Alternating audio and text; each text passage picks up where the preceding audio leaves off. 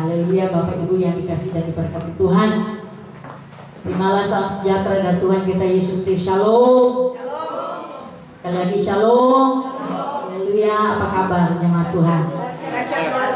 Ya, amin. Yes. Karena kita memiliki Yesus yang luar biasa, pasti keadaan kita luar biasa. Haleluya.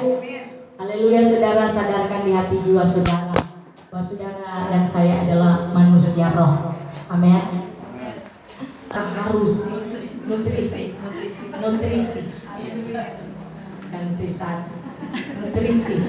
suplemen untuk memperkuat roh saudara. Air harus lebih daripada buat tubuh saudara. Katakan amin. Setuju boleh? Ya. Karena hari-hari yang saudara dan saya lalui sudah semakin jahat. Ya. Nah, kalau manusia roh saudara tidak kuat menghadapi di dunia ini, haleluya. Tapi itulah kehadiran saudara dan saya datang di tempat ini. Tapi Roh Kudus yang membawa untuk tetap saudara strong, haleluya. Kuat roh saudara, haleluya. Kalau roh saudara kuat, apapun badai proses pergumulan saudara, saudara dan saya pasti keluar sebagai pemenang, haleluya. Karena itu roh saudara kuat. Mari saudara dan saya akan membaca firman Tuhan di dalam kitab Matius pasal 15 ayatnya yang ke-13. Kembali firman Tuhan ini Tuhan mau sampaikan bagi saudara dan saya, ya, dalam Matius pasal 15 ayatnya yang ke-13. Saya jemput kita bangkit berdiri untuk menghormati hadirat Tuhan di tempat ini, saudara.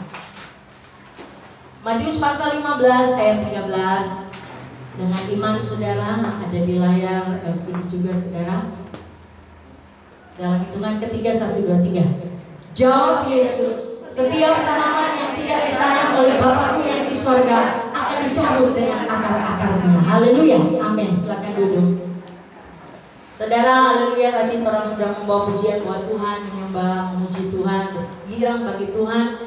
Ya, semua saya lihat tema lagunya sukacita. Ya, karena puji Tuhan melalui kesaksian yang ada hari ini sungguh bersukacita, bukan cuma hari ini kata Ibu Ebi, tapi setiap saat orang bersukacita. Ya, harus bersyukur, bersukacita, memiliki hati yang gembira. Karena saudara, ketika orang memiliki hati yang bersukacita, hati yang bergembira, saudara, itu yang akan mengalahkan setiap roh intimidasi yang ada di kehidupan saudara dan saya. Ya, orang yang penuh dengan sukacita, orang yang penuh dengan damai sejahtera, orang yang penuh dengan hati yang gembira karena Roh Kudus yang mengerjakan, dia tidak akan terpengaruh dan dia tidak akan mudah mengalami yang namanya intimidasi. Ya, orang yang penuh dengan sukacita, saudara, sekali lagi, ya saya mau ulang-ulang. Orang yang penuh dengan hati yang gembira, penuh dengan damai sejahtera, dia tidak akan mudah termakan dengan intimidasi. Jangan bilang selalu orang percaya kita kok terintimidasi. Jangan, saudara. Orang-orang yang mudah terintimidasi itu makanan iblis, ya toh. Kenapa harus mudah terintimidasi? Ya, kalau saudara telah membangun kerohanian, orang pengenalan akan Kristus itu benar, orang tidak akan mudah terintimidasi. Mari katakan amin. Haleluya. Makanya mungkin saudara dan saya, ya, sepanjang bulan-bulan berjalan, sepanjang tahun 2020 ini, saudara, haleluya, saudara mungkin berkata dalam hati, aduh, kenapa kamu terlalu keras? Ini firman dia datang, terlalu keras. Haleluya. Dan itu juga saudara tidak apa, saudara, ya. Murid-murid Tuhan Yesus juga mengalami seperti itu. Saya juga sebagai hamba Tuhan yang dipakai Tuhan untuk menyampaikan isi hati Tuhan. Ya Tuhan, ya terlalu keras ya. Tuhan kalau bikin sahabat, ya toh? Yesus itu sahabat. Saya berdialog dengan Tuhan yang harus terlalu keras nih firman yang Tuhan pakai mulu untuk menyampaikan kepada gereja Tuhan. Tapi Tuhan katakan itu yang ku mau. Karena Tuhan katakan, saudara, coba Matius 16 ayat 18 dan 19. Matius 16 ayatnya yang ke-18 dan 19. Dan aku pun berkata kepadamu, engkau adalah Petrus, dan di atas batu karang ini aku akan mendirikan jemaatku, dan Allah maut tidak akan menguasainya. Kepadamu akan kuberikan kunci kerajaan sorga. Apa yang kuikat di dunia ini akan terikat di sorga, dan apa yang kau lepaskan di dunia ini akan terlepas di sorga. Coba Yeremia pasal 3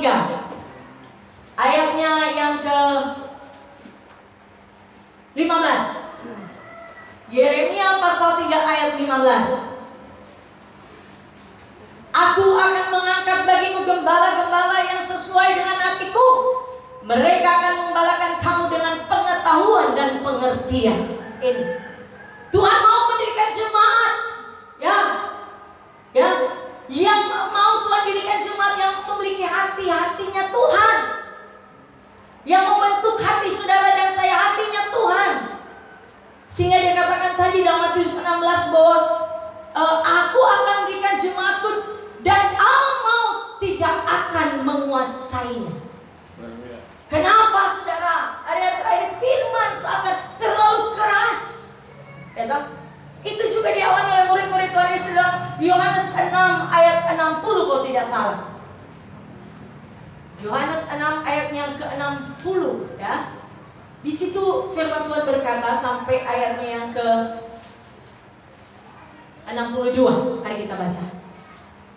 Sesudah mendengar semuanya itu, banyak dari murid-murid Yesus yang berkata, perkataan ini keras, siapakah yang sanggup mendengarkannya? Ayat 61. Yesus yang dalam hatinya tahu bahwa murid-muridnya bersungut-sungut tentang hal itu, berkata kepada mereka, adakah perkataan itu menggoncangkan imanmu? Dan bagaimanakah jika kamu melihat Anak Manusia naik ke tempat di mana dia sebelumnya berada? Mungkin ketika perkataan firman Tuhan itu terlalu keras dan itu menggoncangkan iman saudara. Saudara, Tuhan sementara mempersiapkan saudara dan saya sebagai gereja Tuhan yang punya, tadi saya katakan, yang punya kekuatan dalam roh, harus kuat, strong roh saudara. Ya. Karena dunia bukan semakin membaik, tapi semakin hancur. Ya, dan saudara dan saya, yang orang-orang percaya harus kuat. Jangan mudah tergoncangkan. Cuma baru dengar firman sudah tergoncang, apalagi menghadapi dunia. Dan ingat kata Ibrani 12 ayat berapa itu kalau tidak salah, 58 atau yang kita tinggal di mana? Kerajaan yang tidak tergoncangkan ya. Ibrani 12 kalau tidak salah itu ayat 28. Ibrani 12 ayat 28 berkata, jadi karena kita menerima kerajaan yang tidak tergoncangkan, marilah kita mengucap syukur dan beribadah kepada Allah menurut cara yang berkenan kepadanya dengan hormat dan takut. Saudara dan saya adalah anggota-anggota anak-anak kerajaan Allah. Boleh katakan amin? Ya, karena setiap saat saudara akan menerima Injil kerajaan Allah, ya. Untuk itu saudara harus roh saya harus kasih kuat hari-hari terakhir ini. Karena menghadapi dunia gampang digoncangkan. Ya, orang-orang dunia gampang digoncangkan.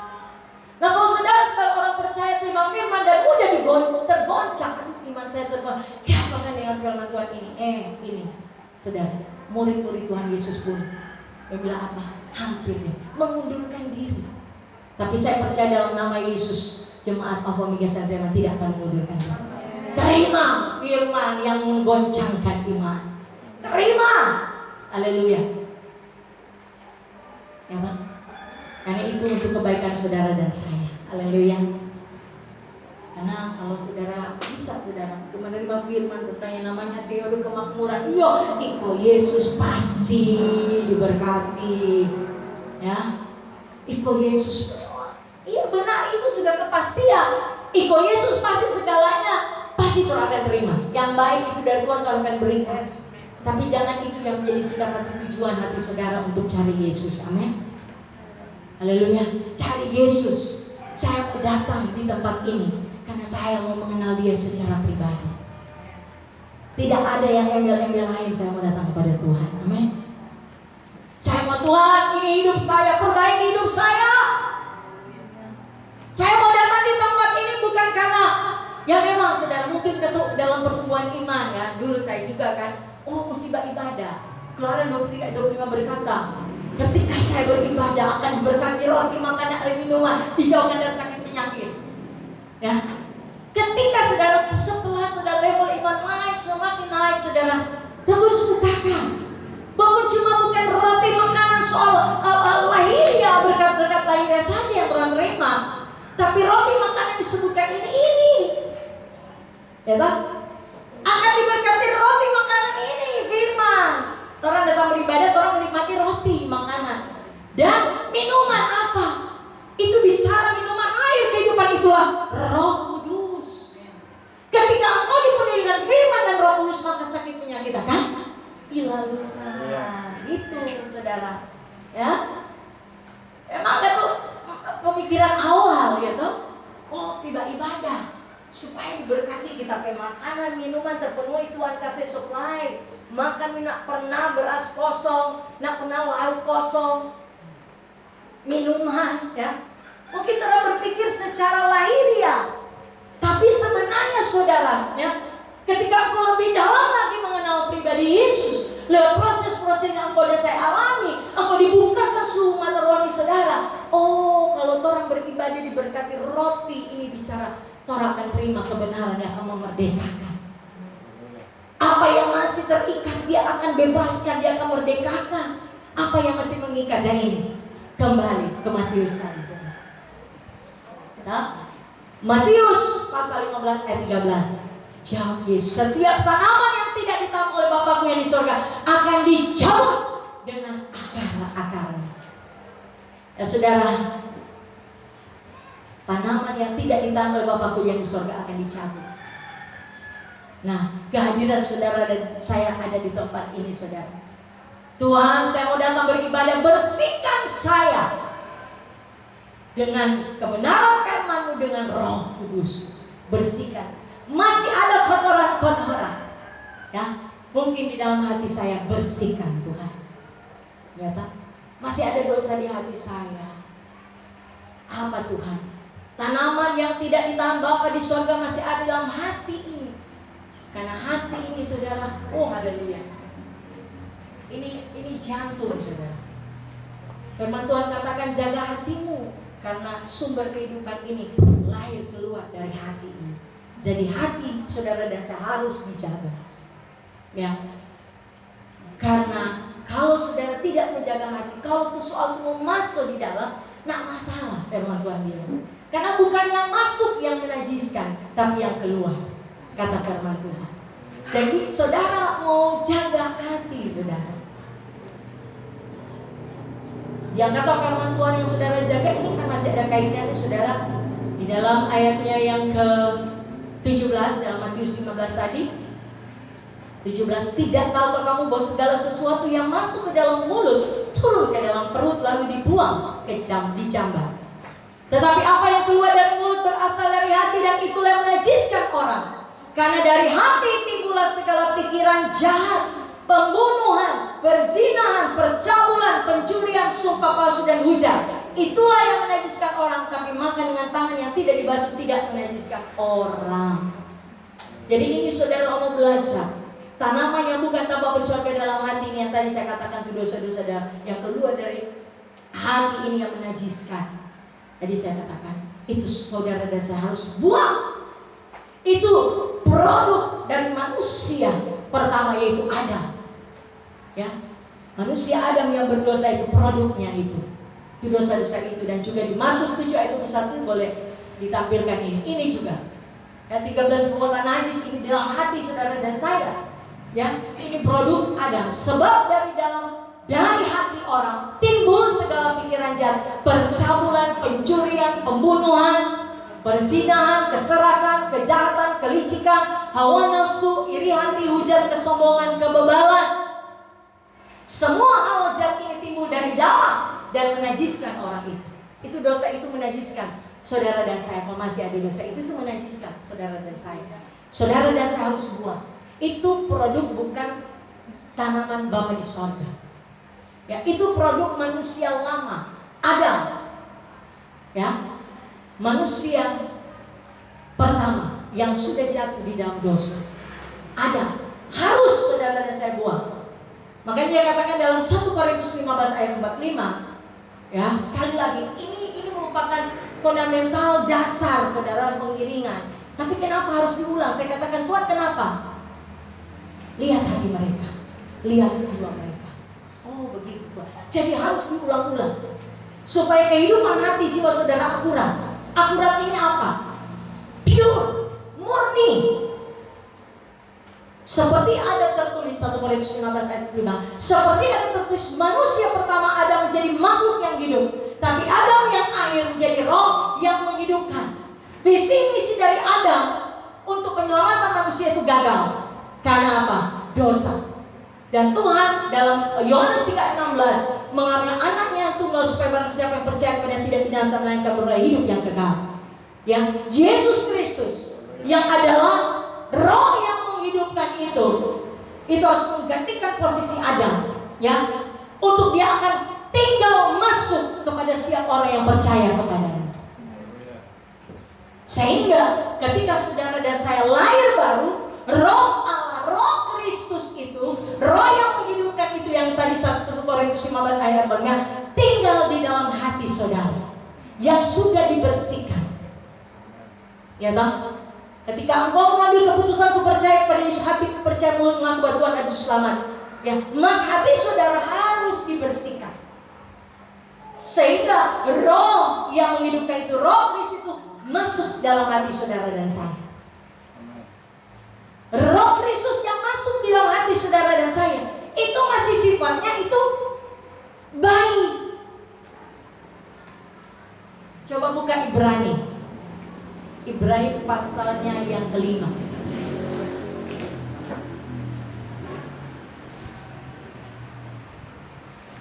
Ayat 11 sampai ayatnya 14. Satu kita baca sudah. Ibrani 5 ayat 11. 1, 2, 3. Tentang hal itu banyak yang harus kami katakan, tetapi yang sukar untuk dijelaskan. Karena kamu telah lamban dalam hal mendengarkan. Sebab sekalipun kamu ditinjau dari sudut waktu, sudah seharusnya menjadi pengajar. Kamu masih perlu lagi diajarkan asas-asas pokok dari penyataan Allah. Dan kamu masih memerlukan susu, bukan makanan keras. Sebab barang siapa masih memerlukan susu, dia tidak memahami ajaran tentang kebenaran, sebab ia adalah anak kecil. Tetapi makanan keras adalah untuk orang-orang dewasa yang karena mempunyai panca indera yang terlatih untuk membedakan yang baik daripada yang jahat. Ini tadi saya katakan, ketika engkau terima Yesus, engkau diberikan roh Kristus. Tapi roh Kristus itu sifatnya masih baik, rohnya masih baik. Dan engkau dan saya, ketika engkau sedang mencabut apa yang tanaman bukan tanam Bapa di sorga, ada dalam hatimu, ada dalam jiwamu, saudara punya roh harus dikasih tumbuh, harus semakin besar. Haleluya. Jangan terus di bayi rohani yang bahasa Yunaninya disebut teknon. Jangan di level teknon. Harus apa itu? Huios, sempurna pada kedewasaan penuh. Jangan sudah baptis selang dari 2002 atau 2005, tapi rohaninya masih tadi belum baca Ibrani 5 itu. Masih bayi. Masih belum siap untuk menerima firman-firman yang keras, yang mendemplak. Ya, datanya berusaha bertobat Bapak 10 tahun. Dengan firman masih tersinggung. Nah ini masih bayi. Nah perlu. Kenapa? Ada masalah di mana? Hati. Yang belum akurat. Itu produk-produk manusia pertama Adam masih ada. Tanaman yang bukan tanpa dari surga masih ada di hati. Kenapa dia masih teknon, masih baik? Itu masalahnya di situ, di hati. Nah perlu saudara, kita belajar, teladani saudara, bagaimana Daud. Coba buka Mazmur 51.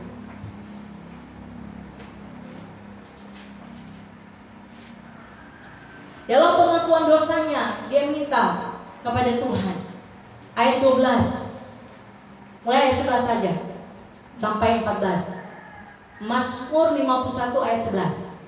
Mari kita baca bersama-sama. Mari kita aktif baca firman Tuhan supaya rohmu semakin kuat. Ya, baca firman Tuhan. 1, 2, 3. Sembunyikanlah wajahmu terhadap dosaku, hapuskanlah segala kesalahanku. Jadikanlah hatiku tahir ya Allah, dan perbaharuilah batin yang teguh. Janganlah membuang aku dari hadapanmu, dan janganlah mengambil Roh-Mu yang kudus daripadaku. Bangkitkanlah kembali padaku kegirangan karena selamatnya daripadamu, dan lengkapilah aku dengan roh yang rela. Roh yang rela, hati yang rela. Roh itu mau berkemah di mana? Tempatnya roh di mana? Hati. Ketika saudara sudah terima Yesus, Roh Kristus itu sudah ada. Bahkan Yeskiel 36 ayat 24-25. Coba tampilkan Yeskiel 36 ayat 25-26. Aku akan mencurahkan kepadamu air jernih yang akan mentahirkan kamu dari segala kenajisanmu. Itu kenajisan kan tuh dosa dalam hati itu. Dia akan tahirkan kata. Ya, kamu dari segala kenajisanmu. Dia berikan saudara air jernih. Air itu roh Allah, kenajisanmu, dan dari semua berhala-berhalamu aku akan mentahirkan kamu. Ayat 26. Kamu akan kuberikan hati yang baru dan roh yang baru di dalam batinmu, dan aku akan menjauhkan dari tubuhmu hati yang keras dan kuberikan kepadamu hati yang taat. Ini saudara dan saya seperti Raja Daud, dia sudah diberikan roh yang baru. Dia memiliki hati yang rela, roh yang rela. Ya tak? Bayangkan saudara, dia ke pergumulan ini, dia hati itu sudah tidak, luar biasa, tidak mudah tersinggung, tidak mudah kecewa. Kalau mau pikir saudara, dia tantangan dalam kehidupannya, ya tak? Dia papa mantu mau kejar untuk dibunuh, anaknya, ya tak? Dia musuh, anaknya, istrinya, ya tak? Mikal dia menari memuji Tuhan. Istrinya katakan sama dia orang apa? Haleluya. Tantangan dari Raja Daud. Tapi hatinya saudara tidak terpengaruh dengan keadaan. Hatinya diberikan Tuhan hati yang rela untuk menerima penganiayaan yang dia terima di sekitar orang-orang yang dia kasihi. Dia sudah memiliki hati yang rela, roh yang rela. Apakah saudara dan saya juga sudah memiliki hati yang rela? Hati yang rela, artinya hati yang rela mau dibentuk oleh Tuhan. Makanya ada soal-soalnya. Soal-soalnya makanya firman Tuhan di Yesaya itu, gimana lagi ada di Matius. Musuhmu adalah seisi rumah. Membentuk karakter hati saudara supaya pure, supaya murni mengasihi Tuhan. Ya, engkau akan melewati proses yang ada. Nah ini saudara, Mazmur 51 pengakuan dosa dari Raja Daud. Dia bilang, Tuhan tahirkan, kata dia, hati, barui batin dengan roh yang teguh. Jangan membuang aku dari hadapmu, dan jangan mengambil rohmu yang kudus ini daripadaku. Dan dia katakan 14b, dan lengkapilah aku dengan roh yang rela. Bayangkan dia papa mantu sobeki model dia begitu, dia ada kebencian pada papa mantu, ya tak? Bahkan DP istri pun sudah mengatai dia tidak ada kebencian kepada istrinya. Anaknya sendiri pun yang sudah bikin kejahatan, dia tidak marah. Karena Tuhan sudah berikan hati yang rela. Makanya saudara, ketika saudara Tuhan menyuruh saudara Nabi Samuel untuk mengurapi ini Daud jadi raja, ya toh? Lihat saudara, dia tersisihkan, dianggap sepele saudara. Padahal saudara hatinya itu luar biasa. Ya toh? Kalau sudah baca mungkin di 1 Samuel 16 itu, bagaimana ketika Tuhan menyuruh Samuel, itu Daud, kamu angkat. Ya toh? Nah, ketika sampai di rumah Isai ayahnya saudara, ya toh, Samuel tanya, mana anak-anakmu? Dia mulai panggil di anak-anak. Haleluya. Mulai datang ya, yang tertua Elia. Samuel bilang, aduh ini Tuhan pemilihan. Samuel memakai mata jasmaninya, melihat yang dari luar saja. Karena dia lihat Elia badannya besar, tegap, pokoknya mungkin kriteria manusia, dia layak jadi raja. Tapi kata firman Tuhan, Tuhan tidak melihat luar, tapi Tuhan melihat hati. Tuhan tidak melihat casing luar saudara dan saya, tapi Tuhan mau melihat hati saudara. Apakah sudah memiliki hati yang rela? Haleluya. Mau dibentuk. Nah ini saudara Daud. Ketika saudara sudah semua kakak Daud sudah ditujukan kepada Samuel. Barulah saudara Isai dia bilang tak ingat, oh masih ada satu tapi anak oke. Dia ada di ladang. Ada jaga itu domba yang cuma 2 atau 3. Bayangkan saudara, betapa orang tua daripada Daud bisa menyepelekan ini Isai. Dia sepelekan saudara. Nah, baru tak ingat. Panggil dia. Samuel katakan panggil, orang lu akan makan sebelum anak itu datang. Wah. Dan dia saudara yang Tuhan cari. Daud yang memiliki hati yang pure, murni, tulus, mengasihi Yesus. Saudara, biar saudara tinggal dimanapun entah hukuman, kalau hati saudara mengasihi Tuhan, Tuhan akan pakai saudara. Amin. Tuhan akan pakai saudara. Hati ini yang untuk tanaman yang bukan tanam Bapa di sorga, sudah saudara cabut selalu, bersihkan setiap saat. Disiplinkan hatimu. Hati saya mesti jaga. Saya tidak mau ada produk sampah dalam hati saya. Kecewa, sakit hati, kepahitan, kebencian, amarah, iri hati, tersinggung, ataupun rasa takut, khawatir yang berlebihan, saya tidak mau simpan dalam hati saya. Itu produk manusia yang ada. Itu harus dibuang. Produk dibuang, cabut dari kehidupan saudara dan saya. Karena kalau itu masih melekat, saudara belum akurat di hadapan Tuhan. Disiplinkan hati saudara untuk jaga hati saudara tidak. Karena ketika hati saudara bersih, maka damai sejahtera itu akan tinggal. Amen. Karena firman Tuhan berbahagialah, coba Matius 5 itu ayat berapa ya? Berbahagialah mereka yang hatinya bersih karena mereka melihat Tuhan. Ya. Matius 5 ayatnya yang ke apa ya? Dia akan melihat Tuhan. 8. Matius 5 ayat 8. Berbahagialah orang yang suci hatinya karena mereka akan melihat Allah. Melihat Allah berarti dia akan melihat kemuliaan Tuhan. Saudara, hati saudara kudus, suci, pure, bersih, saudara akan melihat Tuhan. Akan melihat pembelaan Tuhan, akan melihat kemuliaan Tuhan. Amin. Pegang janji firman Tuhan hari ini, saudara. Saya mesti jaga hati saya. Ya. Makanya saudara dalam kitab Efesus, saudara, Efesus pasalnya yang ke berapa itu, manusia baru 4 ayat yang ke-23. Dikatakan masih bicara hati saudara. Tanaman yang bukan tanam Bapa di sorga ada di hati. Ya, ada di hati. Supaya kamu dibarui dalam roh dan pikiran dibarui roh. Tuhan sudah kasih roh yang baru, hati yang baru, hati yang taat. Dan saudara dan saya harus terus dijaga dan dibarui terus. Didisiplinkan hati saudara, dijaga. Haleluya. Dan ketika saudara ini dibarui hati saudara, memiliki hati seperti hatinya Daud, hati Bapa di surga, hati yang rela mau dibentuk. Makanya kenapa saudara dan saya harus mengalami yang namanya padang gurun, diproses. Ingat bangsa Israel juga itu mengalami itu saudara. Ya toh? Buka Ulangan 8 ayat yang 1 dan 3. Ulangan 8 pasal ayat 1 sampai ayat yang ketiga. Kita baca bersama-sama saudara. 1, 2, 3. Segenap perintah yang kusampaikan kepadamu pada hari ini haruslah kamu lakukan dengan setia, supaya kamu hidup dan bertambah banyak, dan kamu memasuki serta menduduki negeri yang dijanjikan Tuhan dengan sumpah kepada nenek moyangmu.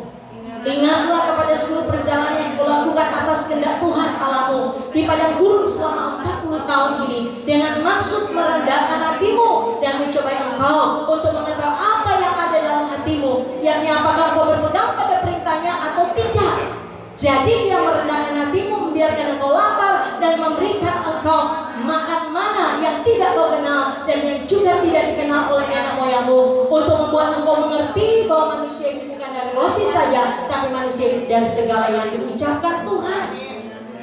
Ketika engkau Tuhan inginkan memiliki hati yang pure, hati yang murni, karena dia mau hati saudara, dia mau bertata, dia raja di atas segala raja di hati saudara. Dia tidak mau masuk di hati yang penuh dengan kotoran, sampah, dosa-dosa, kenajisan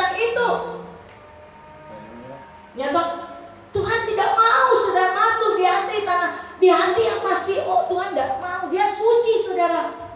Tuhan Yesus itu Maha Kudus. Ya, dia tidak mau tinggal di hati yang penuh dengan kotoran, sampah, dosa yang 13 perbuatan najis itu. Dia tidak mau tinggal. Haleluya.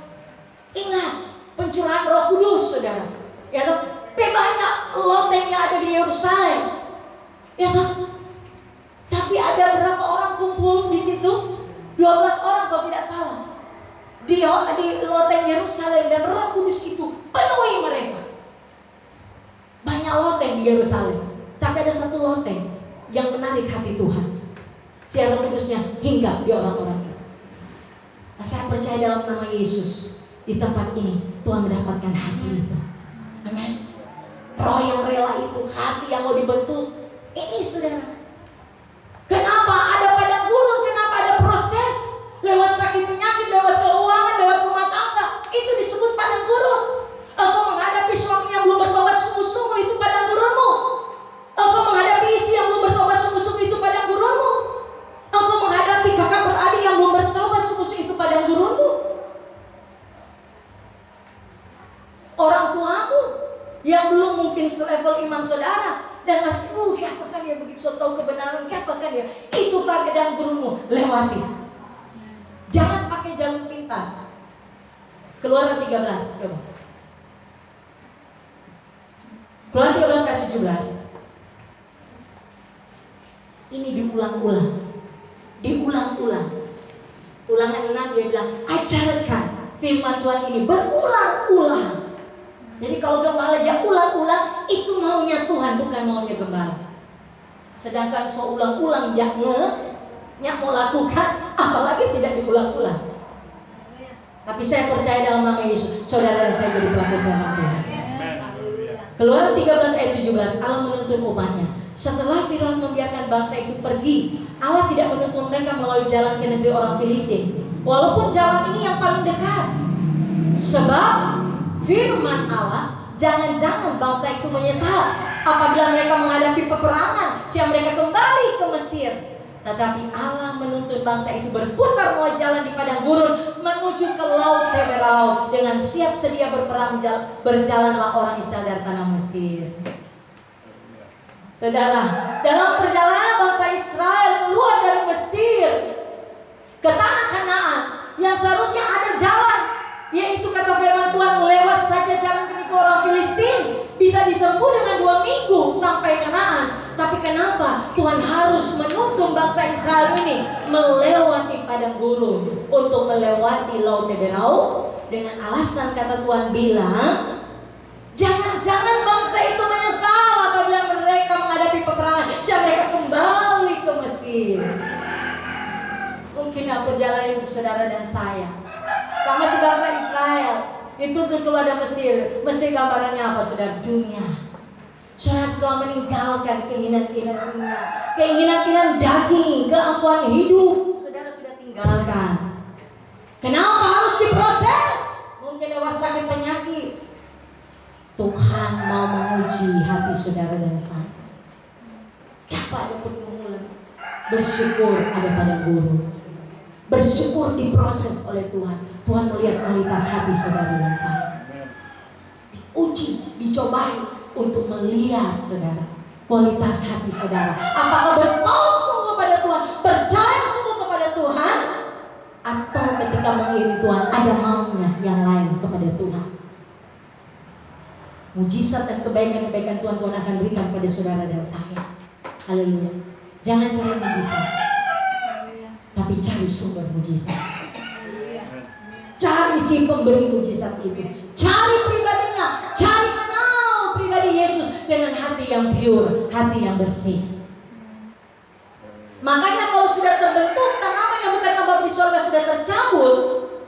Haleluya. Dan saudara saya akan coba ke Lukas 8.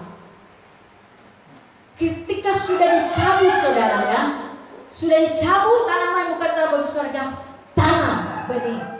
Nah, karena ada beberapa sifat tanah hati manusia ini boleh lihat dalam Lukas 8. Nah, Lukas 8 ayat 4 tentang seorang penabur. Saudara dan saya mulai cross check. Tanah hati saudara ada di mana posisi sekarang ini? Tanah hati saudara dan saya. Mari kita buka. Baca dengan suara nyari firman Tuhan supaya yang mengantuk hilang. Baca firman Tuhan dengan serius. Haleluya. Hati saudara fokus kepada Tuhan, maka Tuhan mengantuk, roh jahat itu keluar dari saudara. Roh capek itu keluar. Karena apa? Dia menghalangi saudara untuk menikmati berkat Tuhan. Ya, ingat, roh mengantuk itu roh jahat. Ya. Lukas pasal 8 ayat 4. Mari tolong baca dengan suara yang nyaring. 1, 2, 3. Ketika orang banyak berbondong-bondong datang, yaitu orang-orang dari kota ke kota membuka diri pada Yesus, berkatalah ia dalam suatu perumpamaan. Adalah seorang penabur keluar untuk menaburkan benihnya. Pada waktu itu menabur, sebagian benih itu jatuh di pinggir jalan, lalu diinjak orang dan burung-burung di udara memakannya sampai habis. Sebagian jatuh di tanah yang berbatu-batu dan setelah tumbuh yang jadi kering karena tidak mendapat air. Sebagian lagi jatuh di tengah semak duri dan semak itu tumbuh bersama-sama dan melimpitnya sampai mati. Dan sebagian jatuh di tanah yang baik dan setelah tumbuh berbuah 100 kali lipat. Setelah berkata demikian, Yesus berseru, siapa mempunyai telinga untuk mendengar, hendaklah ia mendengar. Murid-muridnya bertanya kepadanya, apa maksud perumpamaan itu? Lalu ia menjawab, kepadamu diberi karunia untuk mengetahui rasa kerajaan Allah, tapi pada orang-orang lain hal itu diberitakan dalam perumpamaan, supaya sekalipun memandang mereka tidak melihat, dan sekalipun mendengar mereka tidak mengerti. Inilah arti perumpamaan itu. Benih itu ialah firman Allah. Yang jatuh di pinggir jalan itu ialah orang yang telah mendengarnya, kemudian datanglah iblis lalu mengambil firman itu dari dalam hati mereka, supaya mereka jangan percaya dan diselamatkan. Yang jatuh di tanah yang berbatu-batu itu ialah orang yang setelah mendengar firman itu menerimanya dengan gembira, tapi mereka itu tidak berakar. Mereka percaya sebentar saja dan dalam masa pencobaan mereka murtad.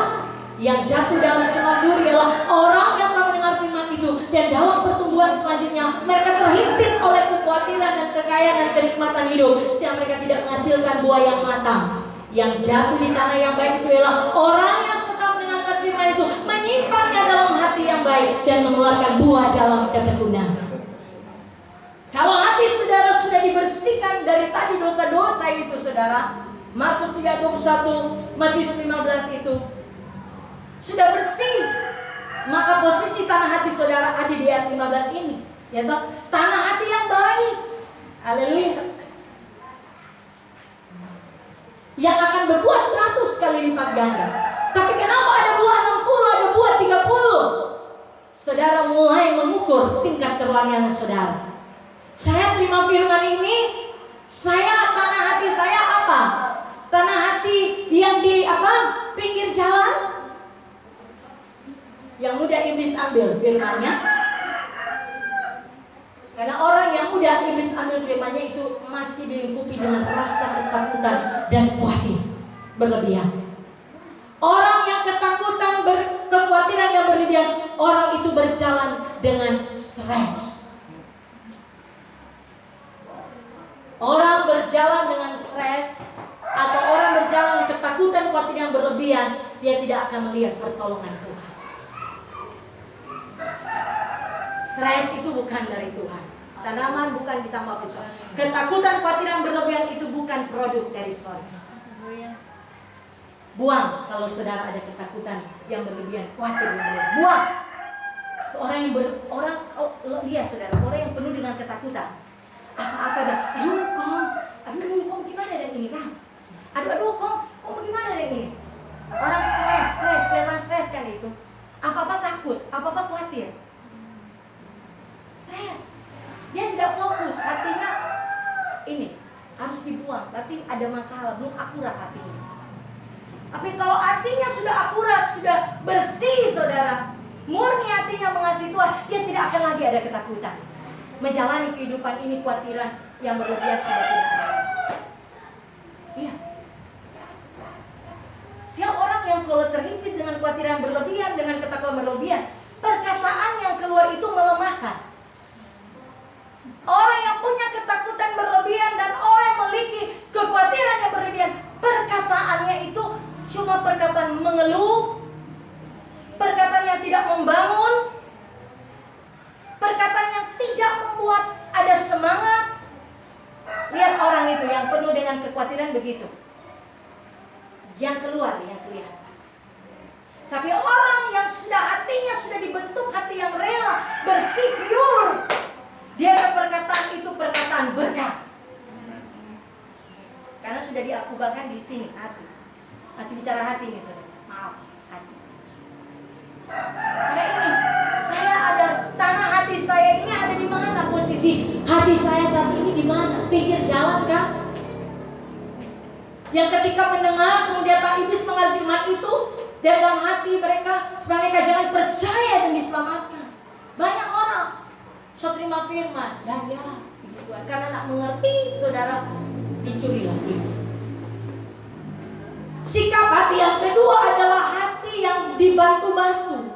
Ialah orang yang setelah firman menerimanya dengan gembira, tapi mereka itu tidak berakar, mereka percaya sebentar saja dan dalam masa pencobaan mereka murtad. Ini posisi tanah hati yang ada berbatu-batu ini, hati yang berbatu-batu. Ketika datang masa pencobaan, gelisah. Apa ini kamu itu? Tanah sikap hati, tanah yang ketiga adalah semak duri, ya. Dia bilang di mana orang yang telah mendengar firman itu dan dalam pertumbuhan selanjutnya mereka terhimpit oleh kekhawatiran, kekayaan, kenikmatan hidup, sehingga mereka tidak menghasilkan buah yang matang. Ada buah tapi tidak matang. Hati. Di saudara, mari saudara cross check tingkat kerohanian roh saudara. Saya di mana Tuhan?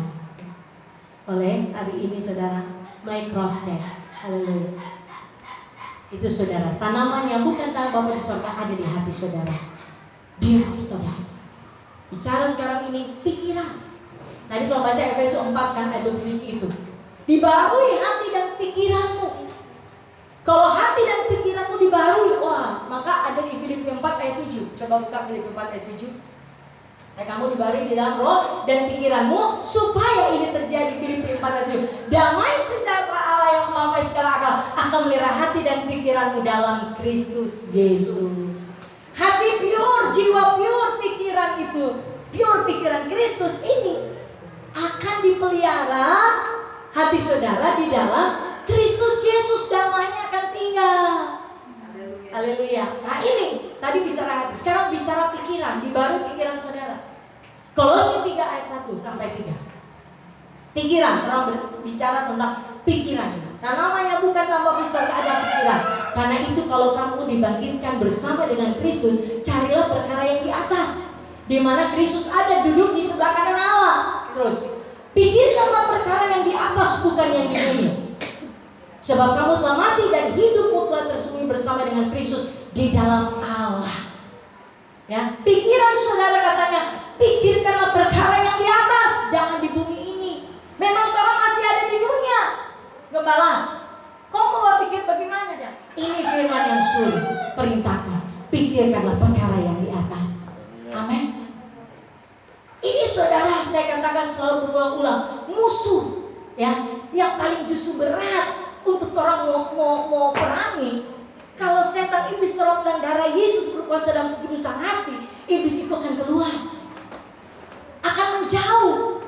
Tapi musuh yang paling berat adalah mindset saudara, pikiran saudara. Kenapa saudara dan saya masih tetap putar-putar di padang gurun, belum keluar mendapatkan kemenangan?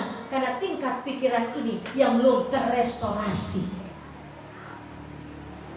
Pikiran-pikiran yang masih duniawi ini. Coba Efesus 4 ayat yang ke berapa itu? Manusia baru yang pertama itu. Ya 17. Efesus 4 ayat 17. Firman Tuhan berkata, sebab itu kukatakan dan kutegaskan ini kepadamu dalam Tuhan, jangan hidup lagi sama seperti orang-orang yang tidak mengenal Allah dengan pikirannya yang sia-sia dan pengertian yang gelap, jauh dari hidup bersekutu dengan Allah karena kebodohan yang ada dalam mereka dan karena kedegilan hati mereka. Perasaan mereka telah tumpul sehingga mereka menyerahkan diri kepada hawa nafsu dan mengerjakan segala dengan serakah segala macam kecemaran. Wah, ini sudah Pikiran saudara yang sia-sia mari saudara buang. Perasaan yang tumpul, karena tingkat pikiran ini bicara tentang jiwa. Di jiwa itu ada pikiran, perasaan, kehendak dan kemauan yang Tuhan mau. Jiwa saudara, pikiran, perasaan, kehendak, kemauan saudara itu pure, murni, hanya memiliki pikiran, perasaan, kehendak, kemauan Kristus. Haleluya. Ini Tuhan mau. Syarat ke sorga ini saudara, ya? Syarat ke sorga ini. Karena saya tidak tahu saudara saya kapan waktu ke sorga. Tapi saya mau sampaikan sebagai kepala sidang hari ini, saya mau sampaikan. Haleluya. Ini, jangan lagi ada pikiran yang sia-sia. Bahkan coba ke Ibrani 6 ayat 1 tadi. Buang asas-asas yang dulu. Dia katakan di situ kalau tidak salah. Ibrani 6. Mari kita baca sama-sama. Sebab itu marilah kita tinggalkan asas-asas pertama dan ajaran tentang Kristus dan beralih kepada perkembangannya yang penuh. Janganlah kita meletakkan lagi dasar pertobatan dan perbuatan pertanyaan sia-sia dan dasar kepercayaan kepada Allah, yaitu ajaran tentang berbagai pembaptisan, penumpahan tangan, kebangkitan orang mati dan hukuman kekal. Dan itulah yang akan kita perbuat jika Allah mengizinkannya. Jangan ada lagi saudara, ya ajar-ajaran, ya tinggalkan asas-asas pertama yang tadi saya katakan. Mungkin pemahaman saudara tadi datang mau beribadah supaya diberkati waktu makan, selalu lahiriah saja. Ubah paradigma saudara, ubah pikiran saudara, ubah menjadi pikiran Kristus saja. Apa yang dipikirkan Kristus itu yang saudara pikirkan. Apa yang jadi perasaan Kristus itu yang saudara rasakan. Bicara perasaan, apa yang kau rasakan? Ya, kalau saudara mungkin dengar firman Tuhan dan merasa kita rasa tersinggung, pakai perasaan Kristus. Kalau perasaan Kristus tidak mudah tersinggung. Orang kecewa kalau ada perasaan Kristus dia tidak gampang kecewa, karena ada rasa Kristus, perasaan Kristus. Makanya Filipi 2 ayat 5. Ini di jiwa itu sudah bicara pikiran, perasaan, kehendak, kemauan. Hendaklah kamu dalam hidup bersama menaruh pikiran dan perasaan yang dapat juga dalam Kristus Yesus. Ayat 6. Walaupun setara, dia bilang menanggalkan, kata ayat 6. Yang walaupun dalam rupa Allah tidak menganggap kesetaraan dengan Allah itu sebagai milik yang harus dipertahankan. Saudara, buang segala pikiran-pikiranmu, ya, benteng-benteng yang menghalangi perbuatan Tuhan yang besar terjadi dalam kehidupan saudara, buang. Ya, benteng-benteng dalam pikiran saudara yang menghalangi mujizat Tuhan terjadi dalam hidup saudara. Karena saya katakan saudara, dalam Efesus 3 ayat 20, pikiran itu adalah doa saudara. Bagi Dialah yang dapat melakukan jauh lebih banyak daripada yang kita doakan atau pikirkan, seperti yang ternyata dari kuasa yang bekerja di dalam kita. Terus, 21. Bagi Dialah kemuliaan dan dalam jemaat. Tadi kan, Dia sanggup melakukan saudara jauh dari apa yang kita doakan dan kita pikirkan. Jadi pikiran itu doa. Kenapa tadi saya katakan doa itu belum dijawab? Hati mungkin so percaya, tapi yang lama bekerja ini tingkat pikiran. Betul mau baik cuma di doa dengan ungkapan mau baik. Boleh nak mau terjadi ini kita semua begini mau jadi PNS, boleh nggak? Olah di pikiran. Pikiran ini saudara. Makanya saudara coba buka 2 Korintus 10 ayat 5. Iblis bikin benteng-benteng yang tinggi. Dia bilang, kami mematahkan setiap siasat orang dan merubuhkan setiap kubu yang dibangun oleh gangguan manusia untuk menentang pengenalan akan Allah. Kami menawan segala pikiran dan menaklukkannya kepada Kristus. Selalu saya ingatkan dan sadarkan kepada saudara dan saya, iya, memang saudara pada umumnya di tempat ini bertobat di atas 30-an, kalau nggak salah, ya 20-an. Kadang di sini yang memang pertobatannya dari mungkin kandungan sopan Pentekosta, ya toh umumnya orang haleluya. Makanya di tingkat jiwa pikiran ini yang harus ditaklukkan. Karena apa saudara? Pikiran ini saudara sudah terdombilang, tercuci di otak pikiran ini toh dengan pengetahuan dunia. Saya selalu katakan dari TK pengetahuan dunia. Ya toh belum bertobat kayak dulu. Saya bertobat 33 tahun.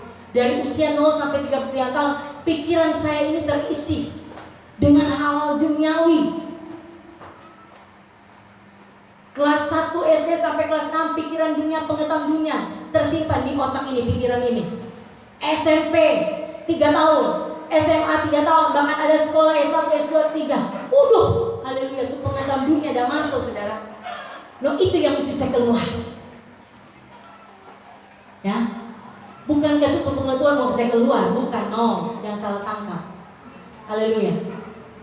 Tapi yang mau menghalangi itu kuasa roh Allah bekerja dalam kehidupan saudara dan saya. Haleluya. Contoh saudara, ketika saya melayani orang tua mantu saya, saudara ya, mama, saya bilang saudara, maaf. Iya, memang saudara untuk membangkitkan iman percaya. Seorang kalau sama mama ya, dia punya pengetahuan medisnya, saudara, selama saudara dia iman dan saudara hikmat manusia itu bertolak belakang, saudara. Ya, cuma mau percaya kepada Yesus sembuh. Dan orang memang sudah terdoktrin mungkin ya, pengetahuan dunia itu obat yang menyembuhkan apa semua, memang sobat tanah. Dan dalam puji Tuhan, saya cuma berdoa saja. Tuhan, minta belas kasihan, minta anugerah, minta kemuliaan dan rahmat untuk terbuka pola pikir. Karena tadi, ya itu wajar. Tinggal otoritas kuasa Tuhan, prioritasnya Tuhan. Bagaimana saudara?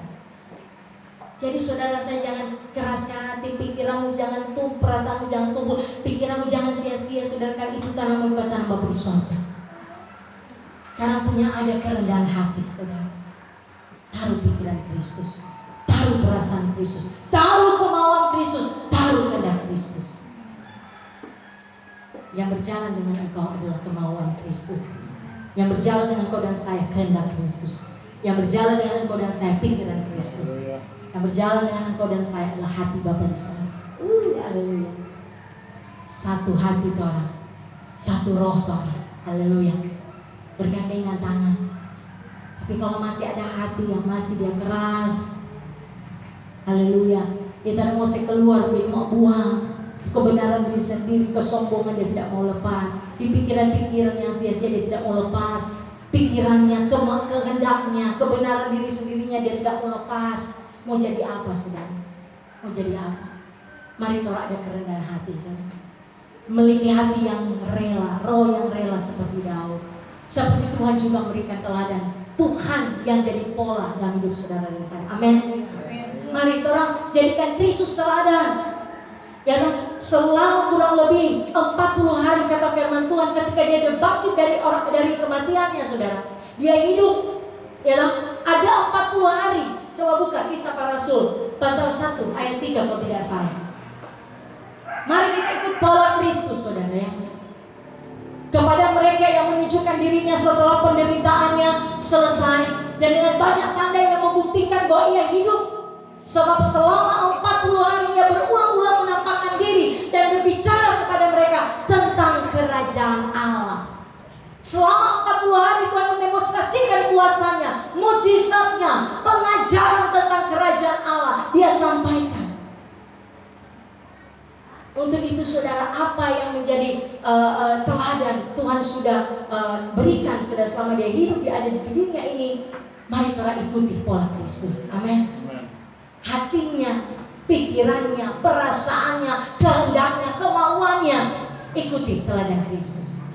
Ya, saudara yang mau saudara mau diangkat, diangkat kata Wahyu semakin naik, lebih lagi. Engkau tidak akan menjadi ekor tapi kepala. Jangan saudara, hati belum pure, jiwa belum pure saudara, kau mulai klaim dengan janji Tuhan bahwa aku akan menjadi kepala bukan ekor.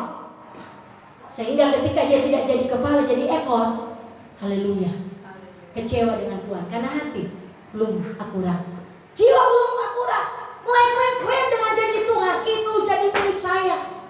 Oke, Tuhan angkat dia jadi kepala, mungkin jadi pejabat. Jadi terus sekarang kalau kayak pengalaman ini asas-asas dahulu. Mau jadi pejabat, orang diberkati. Jadi orangnya Tuhan dia bilang orangnya jadi ekor jadi kepala.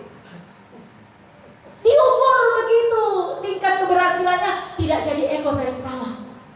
Tapi posisi hati dan jiwa tidak akurat. Nah, ini bahaya saudara.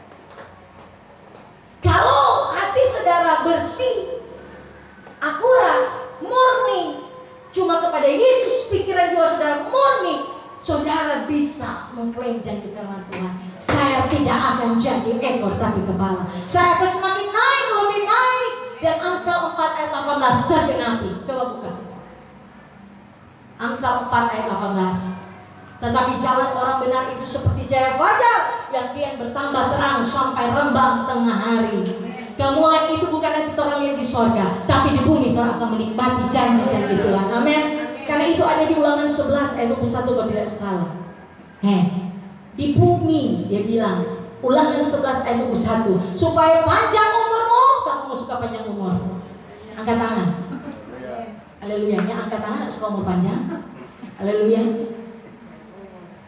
Anak-anakmu ditanda dijadikan Tuhan dengan sumpah pada nenek moyangmu untuk memberikannya kepada mereka selama ada langit dan di atas bumi. Janji Tuhan dia akan genapi di bumi. Itu juga ada di Mazmur 27 ayat 13 kebiasaan. Jangan nanti orang mau lihat kemuliaan nanti di sorga, tidak. Di bumi Tuhan akan tunjukkan kemuliaan. Sesungguhnya aku percaya akan melihat kebaikan Tuhan di negeri orang-orang yang hidup. Di kemuliaan bagi Tuhan. Ya nanti, tapi syaratnya hati yang pure, jiwa yang pure, hati yang sudah akurat, selaras dengan firman, jiwa yang sudah akurat selaras dengan firman. Jangan minta janji-janji Tuhan kalau belum akurat, belum bersih. Makanya Tuhan bilang kalau lagi diproses ada di padang gurun untuk membentuk hati jiwamu, jangan mengeluh, jangan bersungut. Makanya sebagian besar bangsa Israel ditumpas binasa karena dosa apa? Kenapa mereka bersungut? Siapa boleh tahu ya? Bisa jawab siapa? Apa? Belum lagi. Karena tegar tengkuk, tidak percaya. Mereka bersungut. Tanpa mau lihat orang yang tegar tengkuk suka bersungut-sungut. Orang yang tegar tengkuk dia suka bersungut. Baik-baik. Firman Tuhan bilang, ya toh. Dimana saya lupa. Banyak yang dibinasakan tetap. Oh coba buka 1 Korintus 10. Terima kasih Tuhan. Mengalir ini Roh Kudus saudara. Mau.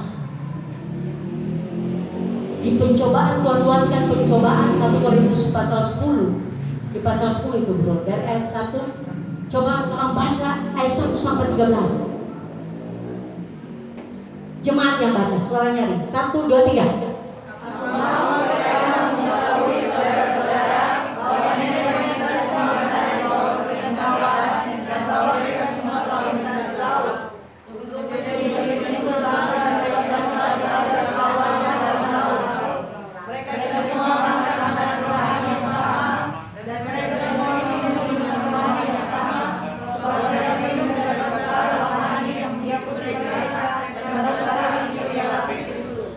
Tetapi sesungguhnya demikian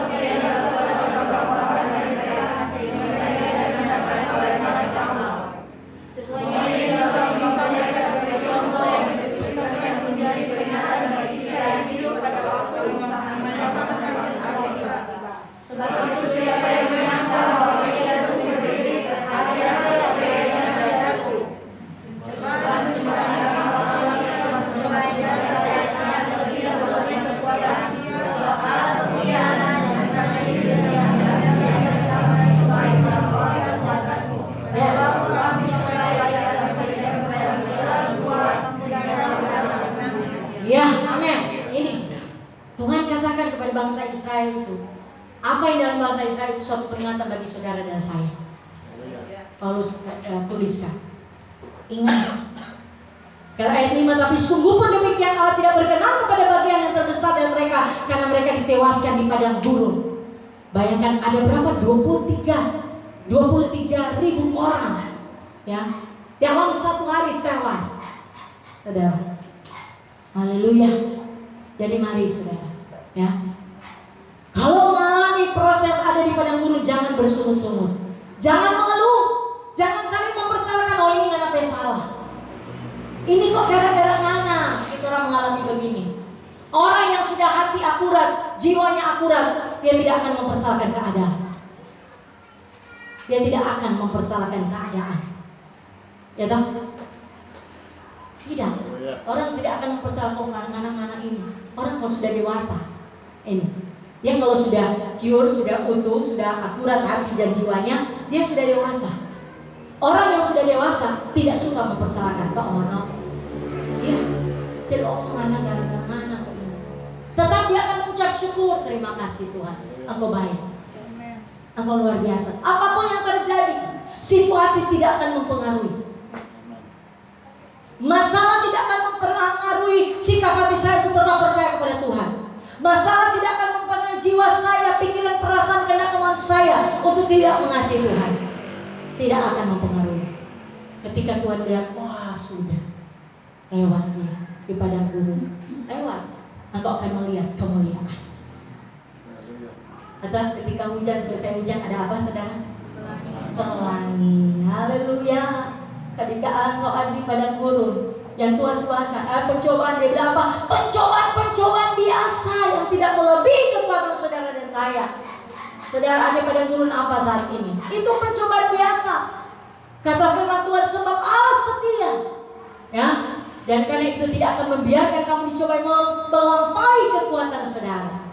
Haleluya, ya. Pada waktu kamu coba, Ia akan memberikan kepada jalan keluar sehingga kamu dapat menanggungnya. Luar biasa dompet Tuhan, amin. Ketika saudara utuh, akurat hati jiwa saudara, menuju level, naik level kepada kedewasaan, maka kembali Amsal 4 ayat 18, orang benar seperti apa kata rembang tengah hari semakin bercahaya, kemuliaan Tuhan akan nyatakan kepada saudara dan saya. Saudara punya hidup pasti berubah. Haleluya. Mari saya kedatangan tamu seorang hamba Tuhan, ya, orang Medan, saudara. Haleluya, sampai orang Medan, ya. Puji Tuhan. Wah, brother itu bersaksi. Dia bilang, saudara, dia bilang, ibu, memang AKBP asli, saudara. Haleluya. Kesaksiannya saudara wali sampai menangis banget itu, saudara. Dia bilang, bu, haleluya, saya ini karena dia yang anu superbook. Kenapa saya ini kesaksian, saudara? Ingatkan saya mau bagi, saudara. Ya, kehidupannya jalan orang benar itu semakin luar biasa, diangkat oleh Tuhan, bukan manusia yang mengangkat. Bu, kami latar belakang orang yang memang di bawah garis kemiskinan. Orang tinggal kata di Medan, di kota, itu di TPS, bang, pembuangan sampah. Dan ini brother ini, saudara, pemulung, keluarganya pemulung, dan tinggal di lokasi TPS tempat pembuangan sampah. Cuma gubuk, cuma triplex berapa kali berapa. 4 orang anak dan mama papa tinggal di gubuk di tempat pemulungan. Dan saudara, anak kecil dia masih usia 7 atau 8 tahun, di depan rumahnya itu, saudara, satu gereja pertobatan seperti ini. Dia dengar lagu-lagu pujian sekolah minggu dan dia masuk di gereja itu. Dia beribadah. Dia dengar firman Tuhan dan firman mengubah hatinya dan jiwanya diubahkan. Menjadi anak ini menjadi anak yang luar biasa, baik, berubah sikapnya. Dan kembali ke rumah, orang tuanya lihat, nah, kenapa kamu sudah berubah? Lihat perubahan yang luar biasa kepada anak ini. Berjalan dengan waktu, saudara, dia sudah berakar firman-Nya dan terima. Dan puji Tuhan, ya, singkat cerita, saudara, mereka keluar dari HKBP dan banyak tantangan yang mereka hadapi, saudara. Dan puji Tuhan, saudara, apa yang terjadi itu kesaksian yang luar biasa. Dia bilang, bu, cuma firman waktu saya dengar sekolah minggu umur 8 tahun mengubah saya. Saat ini saya diangkat Tuhan.